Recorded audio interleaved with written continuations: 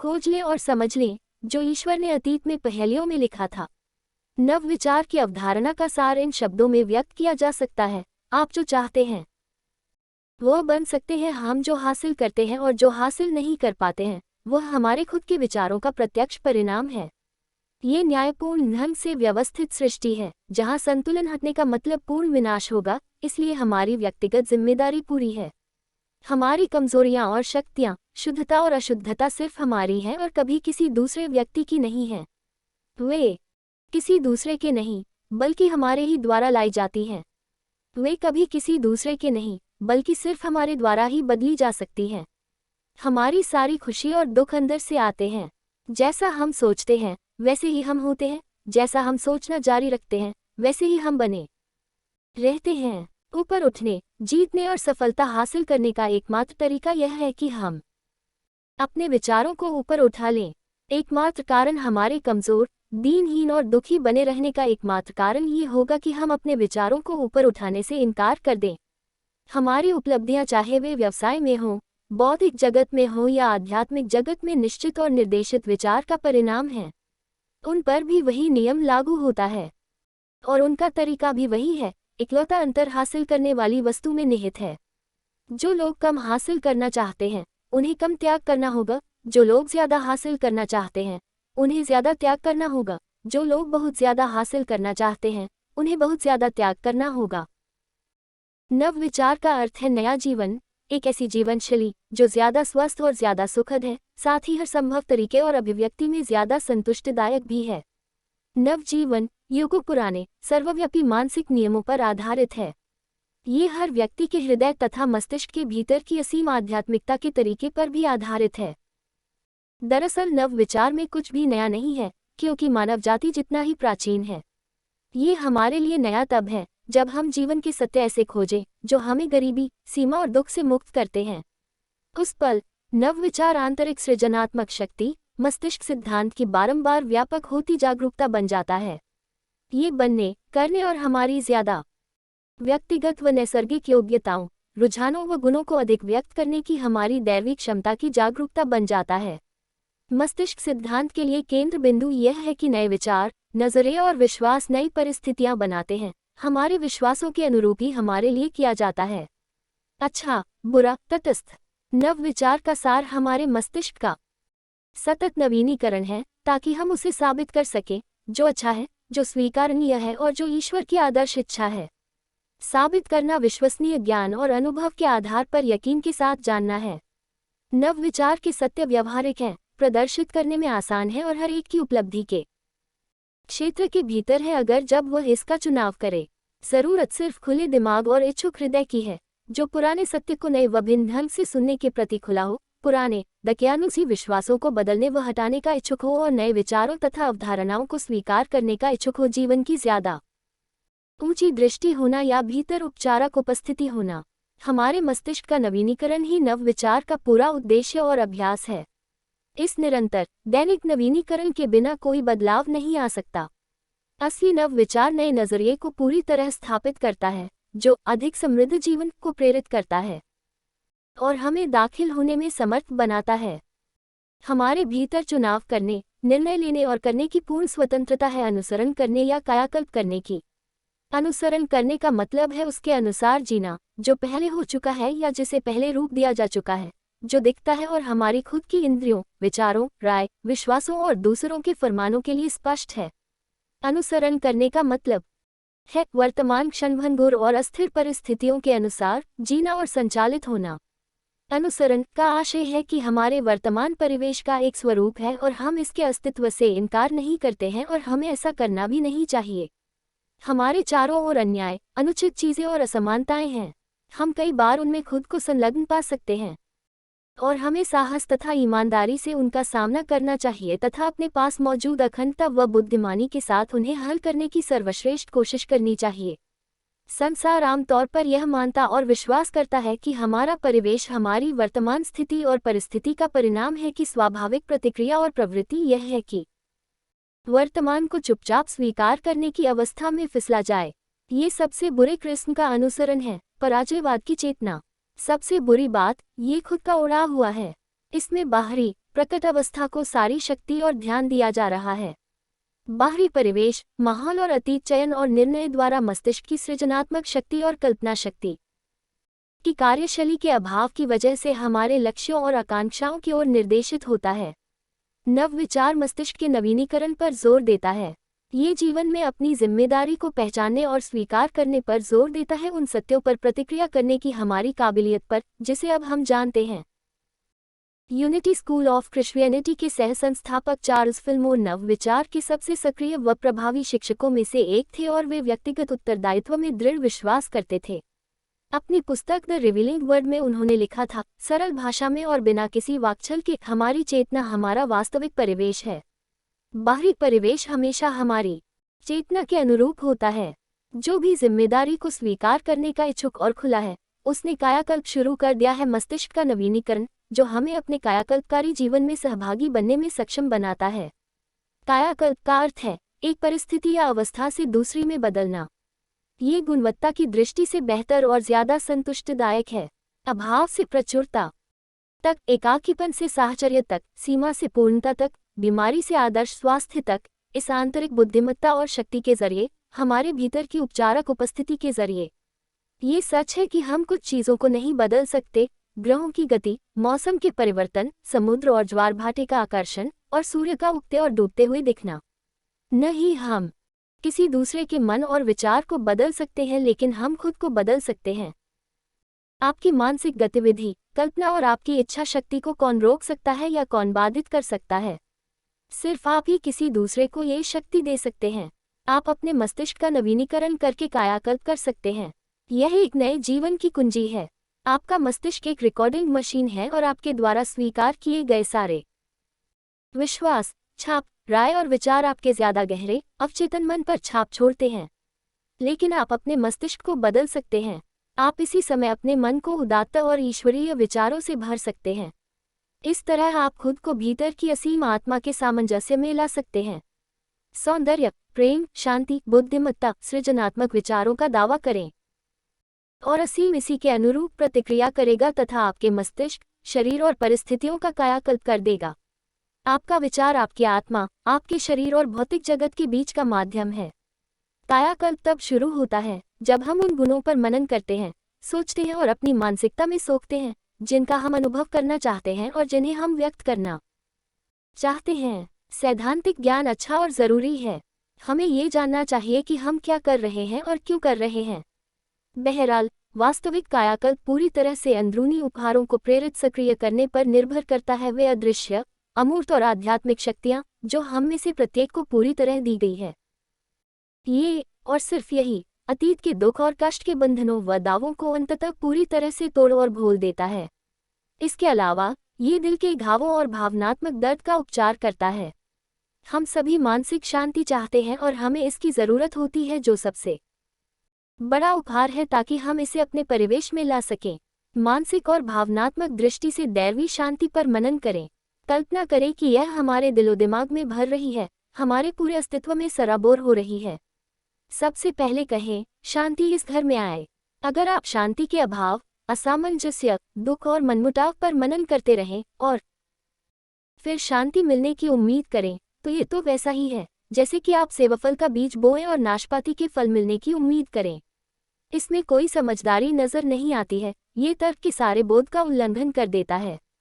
लेकिन संसार का यही तरीका है। इसे हासिल करने के लिए हमें अपने मस्तिष्क को बदलने के तरीके खोजने चाहिए।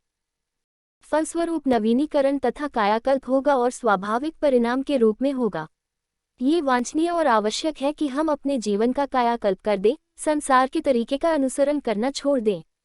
यानी पहले हो चुकी या प्रकट घटनाओं के अनुसार चयन या फैसला नहीं करें और भौतिक घटना के पीछे के कारण को तय करना शुरू करें और मानव निर्मित सिद्धांतों, रूढ़ियों और रिवाजों के बजाय गूढ़, असली नव विचार के आंतरिक क्षेत्र में दाखिल हो जाएं। मेटाफिजिकल शब्द आधुनिक, संगठित आंदोलन का पर्याय बन चुका है। इसका इस्तेमाल सबसे पहले अरस्तू ने किया था। कुछ लोग मेटाफिजिक्स को उनका महानतम ग्रंथ भी कहते हैं, जो उनका 3वां वॉल्यूम था। शब्दकोश की परिभाषा है प्राकृतिक विज्ञान से परे, विशुद्ध अस्तित्व का विज्ञान। मेटा का अर्थ है ऊपर या परे, तो मेटाफिजिक्स का अर्थ है भौतिकी से ऊपर या परे, शारीरिक से ऊपर या परे, स्वरूप के संसार से ऊपर या परे। मेटा इसके ऊपर है। मेटा मस्तिष्क का भाव है। इन सारी चीजों के पीछे है मेटा मस्तिष्क। बाइबल के अनुसार ईश्वर का भाव अच्छा है। जो लोग ईश्वर की आराधना करते हैं वे आत्मा या सत्य की आराधना करते हैं। जब हम में अच्छाई, सत्य, सौंदर्य, प्रेम और सद्भाव की भावना होती है तो ये दरअसल हमारे भीतर का ईश्वर है जो हमारे माध्यम से काम कर रहा है। ईश्वर, सत्य, जीवन, ऊर्जा, आत्मा, क्या इसे परिभाषित नहीं किया जा सकता? इसे परिभाषित कैसे किया जा सकता है? इसे परिभाषित करना इसे सीमा में बांधना है। यह एक सुंदर पुराने ध्यान में व्यक्त किया गया है। अपने सबसे आंतरिक अस्तित्व में एक सा, पूर्ण, अविभाजित, पूरा, आदर्श, मैं अविभाज्य हूँ, कालातीत हूँ, निराकार हूँ, उम्र से रहित हूँ, बिना चेहरे, रूप या आकृति का हूँ। मैं हूँ मौन विचारमग्न उपस्थिति जो सभी स्त्री पुरुषों के हृदय में आसीन हूँ। हमें यह विश्वास और स्वीकार करना चाहिए कि हम जिसके भी सच होने की कल्पना करते हैं और महसूस करते हैं वह घटित हो जाएगा। हम दूसरे के लिए जो भी कामना करते हैं वह दरअसल हम खुद के लिए कर रहे हैं। इमर्सन ने लिखा था, हम वही हैं जो हम दिन भर सोचते हैं। ज्यादा से ज्यादा सरल भाषा में कहें तो आत्मा, विचार, मस्तिष्क और मेटा सभी चरम सृजनात्मक उपस्थिति और शक्ति की अभिव्यक्तियां हैं। जैसा ये प्रकृति में है, भौतिक नियम सारी शक्तियों का इस्तेमाल दो तरीकों से किया जा सकता है। मिसाल के तौर पर पानी हमारी सफाई कर सकता है या हमें डुबा सकता है। बिजली जीवन को ज्यादा आसान बनाने वाली शक्ति दे सकती है या फिर घातक बन सकती है। बाइबल में कहा गया है, मैं प्रकाश को बनाता हूँ और अंधकार को बनाता हूँ, मैं शांति को बनाता हूँ और बुराई को भी। मैं ईश्वर ये सारी चीजें करता हूँ। मैं घायल करता हूँ, मैं उपचार करता हूँ, मैं वरदान देता हूँ, मैं शाप देता हूँ। कोई भी क्रोधित देवी देवता हमें दंड नहीं दे रहा है। हम खुद मन का दुरुपयोग करके खुद को दंड दे रहे हैं। हमें वरदान या लाभ तभी मिलता है जब हम इस बुनियादी सिद्धांत और उपस्थिति को समझ लेते हैं। तब हम किसी नए विचार या पूरी अवधारणा को सीख सकते हैं और स्वीकार कर सकते हैं। तो मेटाफिजिक्स मूल कारण का अध्ययन है। इसका संबंध प्रभाव या परिणाम से उतना नहीं है जो अब प्रकट हो चुका है जितना प्रभाव या परिणाम उत्पन्न करने वाले से है। मेटाफिजिक्स आध्यात्मिक विचारों की ओर वैसे ही जाती है जैसे वैज्ञानिक भौतिक संसार की ओर जाते हैं। वे मन या परम कारण की जांच करते हैं जिससे दिखने वाला संसार प्रकट होता है या निकलता है। अगर मन बदल जाता है या कारण बदल जाता है तो परिणाम भी बदल जाता है। मेरी राय में मेटाफिजिक्स की शक्ति और सुंदरता यह है कि यह किसी खास धर्म तक सीमित नहीं है, ये तो सर्वव्यापी है। कोई यहूदी, ईसाई, मुसलमान, बौद्ध होने के बावजूद मेटाफिजिशियन या तत्वज्ञानी हो सकता है। कई कवि, वैज्ञानिक और दार्शनिक किसी धर्म का दावा नहीं करते हैं, उनका विश्वास मेटाफिजिकल होता है। ईसा मसीह माहिर तत्वज्ञानी थे। वे न सिर्फ मन को समझते थे बल्कि दूसरों को ऊपर उठाने, प्रेरित करने और उनका उपचार करने के लिए इसका इस्तेमाल भी करते थे। जब महात्मा मोहनदास करमचंद गांधी से पूछा गया कि उनका धर्म क्या था तो उनका जवाब था, मैं ईसाई, यहूदी, बौद्ध, हिंदू हूँ, मैं ये सभी हूँ। नवविचार शब्दावली लोकप्रिय और सामान्य बन चुकी है। इसमें बहुत बड़ी संख्या में चर्च, केंद्र, प्रार्थना समूह और संस्थाएं शामिल हैं। ये तत्वज्ञानी आंदोलन बन चुकी है जो असीम जीवन, हर व्यक्ति की आंतरिक गरिमा और मूल्य या महत्व के साथ मानवता का एकत्व उजागर करती है। दरअसल नवविचार में जोर संगठन या उपयोग के बजाय इंसान पर दिया जाता है। लेकिन नवविचार में कुछ भी नया नहीं है। वास्तव में तत्वज्ञान सभी धार्मिक नीतियों में सबसे पुराना है। ये ईश्वर और अच्छाई को ज्यादा से ज्यादा व्यक्त करने का हमारा उद्देश्य प्रकट करता है। मैं तुम्हें जीवन देने आया हूँ और ज्यादा प्रचुरता से देने आया हूँ। ये हमारी पहचान को उजागर करता है, असीम की संतान, कि हमसे प्रेम किया जाता है और सृजनात्मक पवित्र पूर्ण के आवश्यक हिस्सों के रूप में हमारा आध्यात्मिक महत्व है। मेटाफिजिक्स हमें अपने दैवी स्रोत की ओर लौटने में सहायता करती है और सक्षम बनाती है। यह अलगाव और विभक्ति के एहसास को खत्म कर देती है। ये किसी बंजर, गैर दोस्ताना मरुस्थल में हमारे भटकने का अंत कर देती है। तत्वज्ञान हमेशा, इस समय और आगे भी, सभी के लिए उपलब्ध रहेगा। ये हमेशा धैर्य से हमारी खोज और प्रकटीकरण का इंतजार करता रहेगा। तत्वज्ञान के समर्थकों ने इसका परिचय कई हजार लोगों से कराया है। इसका निर्माण क्रमशः हुआ है और आमतौर पर इसका उद्गम फिनियस पी. क्विम्बी से माना जाता है। न्यू थॉट मैगजीन के एक रोचक लेख में क्विम्बी ने 837 में अपने काम के बारे में लिखा। कई वर्षों तक वशीकरण और सम्मोहन पर प्रयोग करने के बाद वे इस निष्कर्ष पर पहुंचे कि सम्मोहन से नहीं बल्कि अवचेतन मन की कंडीशनिंग की बदौलत बदलाव होता है। हालांकि क्विम्बी की औपचारिक शिक्षा बहुत कम थी, लेकिन उनका दिमाग प्रतिभाशाली और खोजी था। वे बहुत मौलिक चिंतक थे। इसके अतिरिक्त वे बहुत उर्वर लेखक और डायरी लेखक भी थे। उनकी खोज के विवरण प्रकाशित हो चुके हैं। वे अंततः बाइबल के अद्भुत विद्यार्थी बने। उन्होंने ओल्ड और न्यू टेस्टामेंट के 2/3 उपचारों को करके दिखाया। उन्होंने पाया कि बाइबल के कई अंशों के सच्चे अर्थ के बारे में इतनी दुविधा थी कि ईसा मसीह की गलत समझ और गलत व्याख्या उत्पन्न हो गई थी। पूरी 20वीं सदी में बहुत सारे प्रेरक शिक्षकों, लेखकों, पादरियों और व्याख्यान देने वालों ने नव विचार आंदोलन में योगदान दिया। शिकागो यूनिवर्सिटी के डॉक्टर चार्ल्स ई. ब्रैडे ने इन लोगों को विद्रोही आत्माएं कहा, क्योंकि ये स्त्री पुरुष विद्यमान रूढ़िवाद, कर्मकांड और धार्मिक मतों के प्रति विद्रोह करने वाली सच्ची आत्माएं थे। विसंगतियों पर विद्रोह करने से धर्म का डर उत्पन्न होता था। डॉक्टर ब्रैडे यथास्थिति से संतुष्ट नहीं रहे और उन्होंने अनुकरण करने से इनकार कर दिया। नवविचार जीवन के सत्यों का व्यक्तिगत अभ्यास है, एक क्रमशः शामिल करने वाली प्रक्रिया है। हम आज थोड़ा सीख सकते हैं, कल थोड़ा और ज्यादा। कभी भी हम किसी ऐसे बिंदु का अनुभव नहीं कर सकते जहां खोजने के लिए कुछ बचे ही नहीं। यह असीमित, अनंत और शाश्वत है। हमारे पास वह सारा समय है जिसकी हमें जरूरत है, अनंत काल। कई लोग अपने साथ अधीर हो जाते हैं और उसके साथ भी, जिसे वे असफलता मानते हैं। वैसे पीछे पलटकर देखने पर हमें पता चलता है कि वे सीखने के दौर रहे हैं और हमें वे गलतियां दोबारा करने की जरूरत नहीं है। प्रगति बहुत धीमी नजर आ सकती है। धैर्य में अपनी आत्मा को धारण करो। डॉक्टर मर्फी की पुस्तक प्रिय यहोवेश्वर द रिविलेशन में उन्होंने टिप्पणी की कि स्वर्ग जागरूकता है और पृथ्वी प्रकटीकरण। आपका नया स्वर्ग आपका नया नजरिया है, आपकी चेतना का नया आयाम।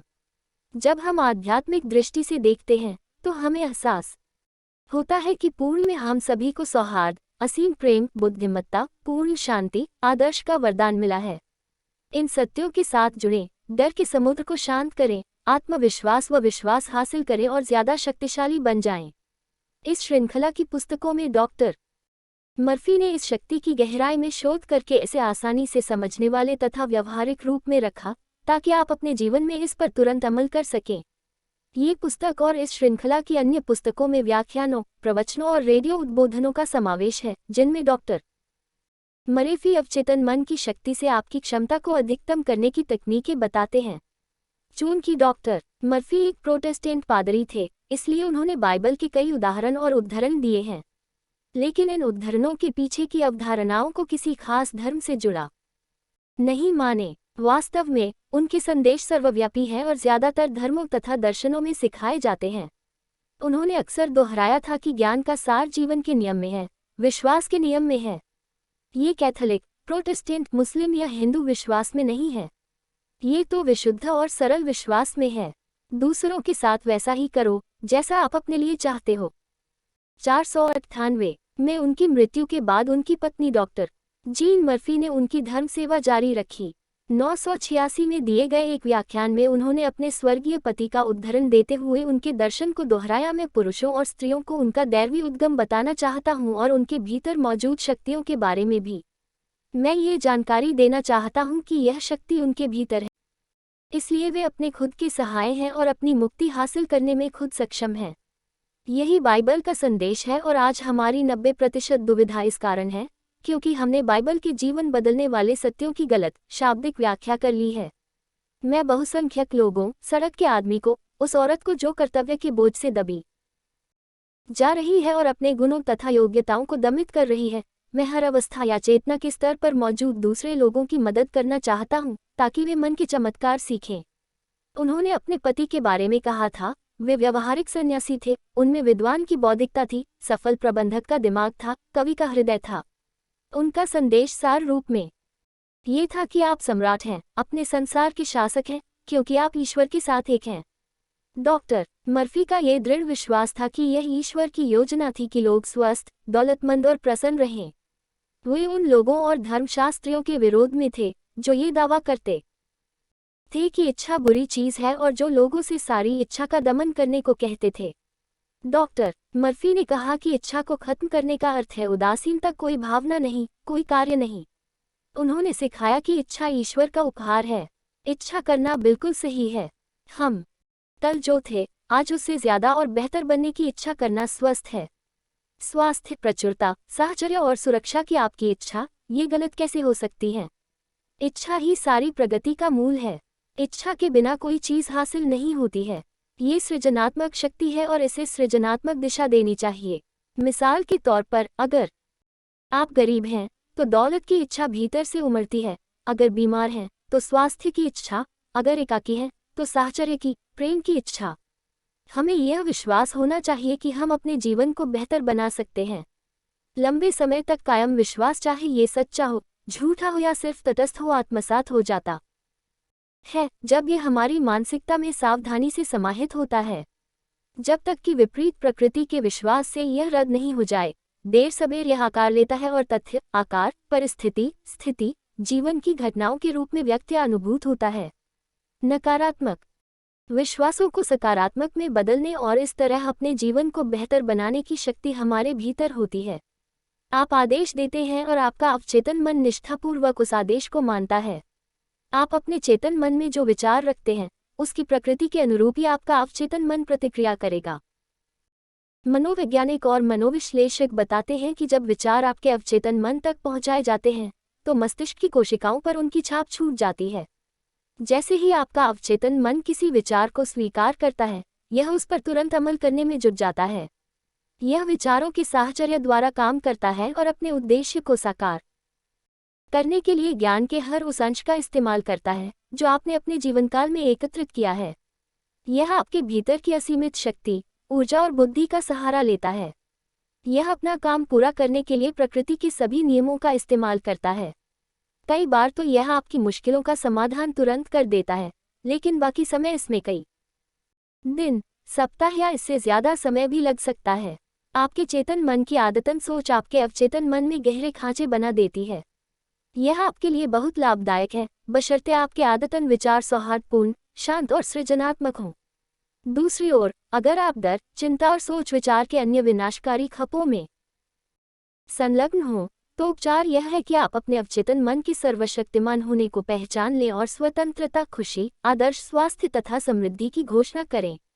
आपका अवचेतन मन सृजनात्मक है और आपके दैवी स्रोत के साथ एक है, इसलिए यह उस स्वतंत्रता और खुशी को उत्पन्न करने की ओर बढ़ेगा जिसका आपने गंभीरता से आदेश दिया है। अब पहली बार डॉक्टर मर्फी के व्याख्यानों को 6 नई पुस्तकों में संयोजित, संपादित और अद्यतन किया गया है, जो उनकी नसीहत को 2वीं सदी में पेश करती हैं। डॉक्टर मर्फी के मौलिक व्याख्यानों का विस्तार करने और बढ़ाने के लिए हमने डॉक्टर जीन मर्फी के कुछ व्याख्यानों से भी सामग्री ली है और उन लोगों के उदाहरण भी जोड़े हैं जिनकी सफलता डॉक्टर मर्फी के दर्शन को प्रतिबिंबित करती है। इस श्रृंखला की पुस्तकें हैं मैक्सिमाइज योर पोटेंशियल, श्रेय the power of your subconscious mind to create wealth and success. तारांकन मैक्सिमाइज योर पोटेंशियल, श्रेय the power of your subconscious mind to develop self confidence and self esteem. तारांकन मैक्सिमाइज योर पोटेंशियल, श्रेय the power of your subconscious mind for health and vitality. तारांकन maximize your potential, श्रेय the power of your subconscious mind to overcome fear and worry. तारांकन maximize your potential, श्रेय the power of your subconscious mind for a more spiritual life. तारांकन maximize your potential, श्रेय the power of your subconscious mind for an enriched life. इन पुस्तकों को पढ़ने भर से ही आपकी जिंदगी बेहतर नहीं हो जाएगी। अपनी क्षमता को अधिकतम करने के लिए आपको इन सिद्धांतों का अध्ययन करना होगा, उन्हें दिल में उतारना होगा, उन्हें अपनी मानसिकता में जगह देनी होगी और अपने जीवन के हर पहलू में उन्हें अपनी नीति का अभिन्न हिस्सा बनाना होगा। आर्थर पेल, PhD, संपादक, अप्रैल 2005। आत्मविश्वास बढ़ा